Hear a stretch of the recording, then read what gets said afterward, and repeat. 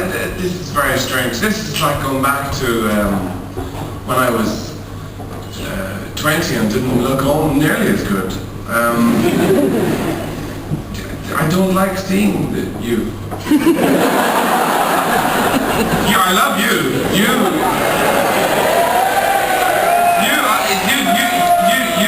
You look like you all have lives. Anyway, look, thank you very much for, what am I thanking you for? There's nothing else to do in this town, obviously. There's nothing else going on. Where would you be? You have to get over the differences. It's not like the two cities once went out with one another. At any point when you broke up, you don't have to divide your records. Just get on with it, okay? Somebody lives up the road. It's really people get very suspicious of everybody else. That's the truth. Everybody thinks if you're from a few miles away, you must be very different and grow hair in different places. But this is only true of certain people. What did we have for breakfast? What are you going to make? Are you going to do that thing again with the bread where you put it in the box and burn it?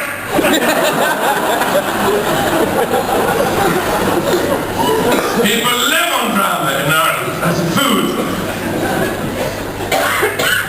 English people don't seem to need it so much. Now, of course I'm generalizing, but you know what? The thing is, you get to a certain age and you find out you can. Old-fashioned bar of ice cream would come down beside the jelly, the bar that you had to cut with the bread knife before the two sides could be flanked with a wafer each. and then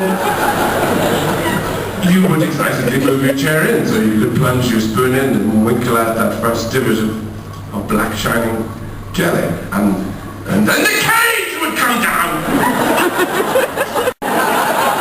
Look at Bono, look at Geldof, look at anybody in the media. They're fucked. They can't be cool. They might be famous, but they can't do anything about it. They can't use it the way other people can. Look at Bowie. Look at Lou Reed. Somebody like that, you put them on the cover of the magazine, they can do cool. They can do all those poses that say, I don't even know you're there. But if I did, I'd ignore you.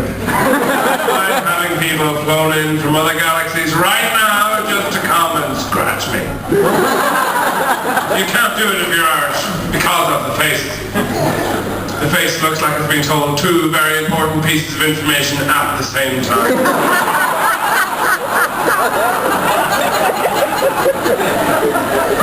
At one shoulder somebody just run up and said, you've just won £100 million, and at the other somebody just come up and said, but you only have 6 minutes to live. That's why you get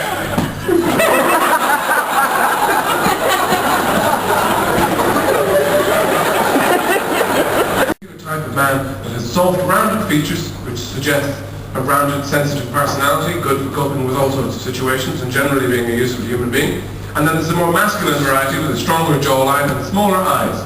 King Kong, really, is what you're talking about. And this was the kind of man favoured by women for what was called in the study brief relationships, which I thought was a nice little euphemism there. Brief relationships, what exactly is that? Is that one where you don't have to roll your tights the whole way down? What is it? Please, girls, spare us.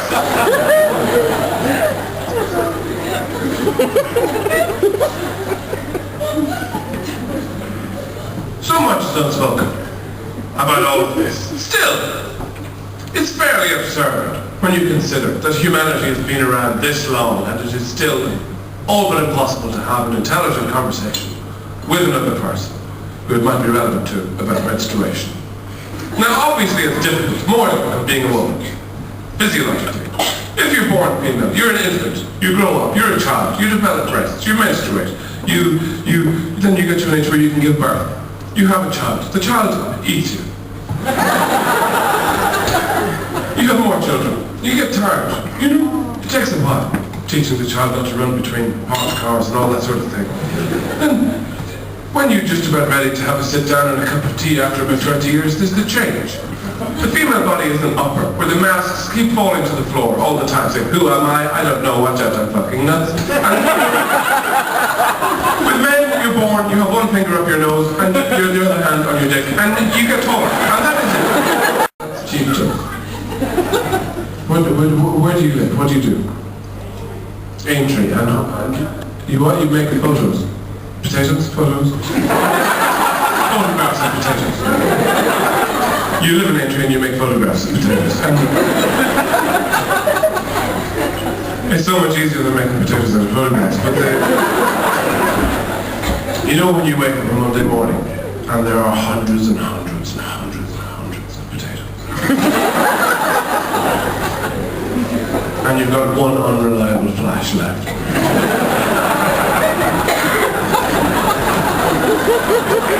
I'm not finished. I haven't begun.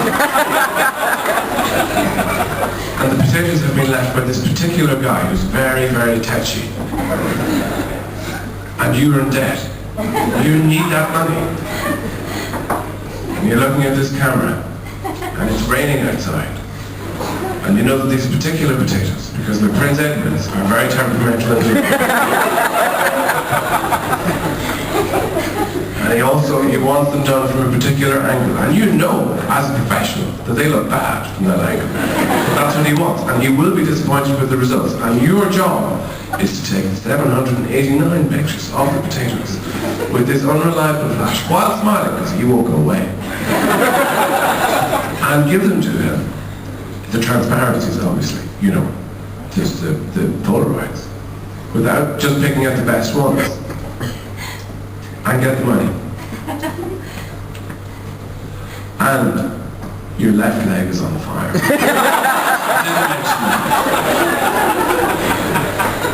And you really wanted to stop, but you can't take any pictures. You can't stop taking pictures. Yeah, it is raining, but it's petroleum-based fire.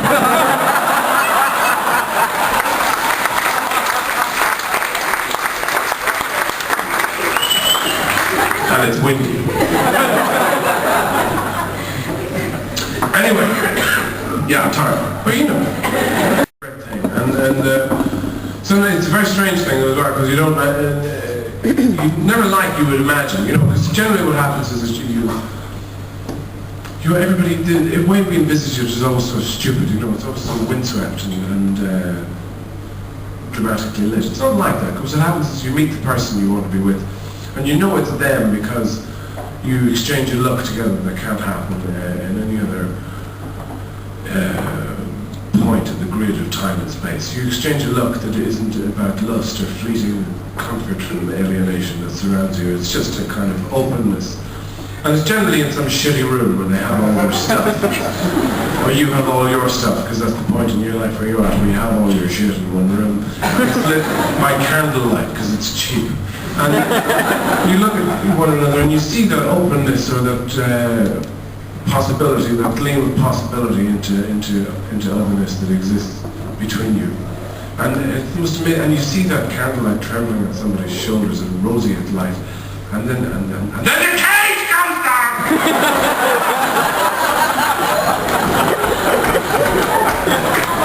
And your mother jumps out of the wardrobe with a cigarillo, puts it in her mouth and strikes a match off her forearm and says, "You go dance now, many dollars." Because you found your person, you can kill her with a horseshoe of your togetherness. But you know, strange things happen to people. I didn't know this actually happened. I thought this was an urban myth. And then I heard a man I know told me about a man he knows. And he was in bed with the woman he loves. And this actually happened. I thought it never happened. But this woman called out the wrong name. Very bad, very bad. I thought, how would you ever recover from that? That must be the worst thing. But then I realized it's not necessarily the worst thing, because somebody could call out your name. It could be just as bad, you know. Because everybody wants to hear, "Oh, John!" But you don't want to hear, "John!" Or, "John?"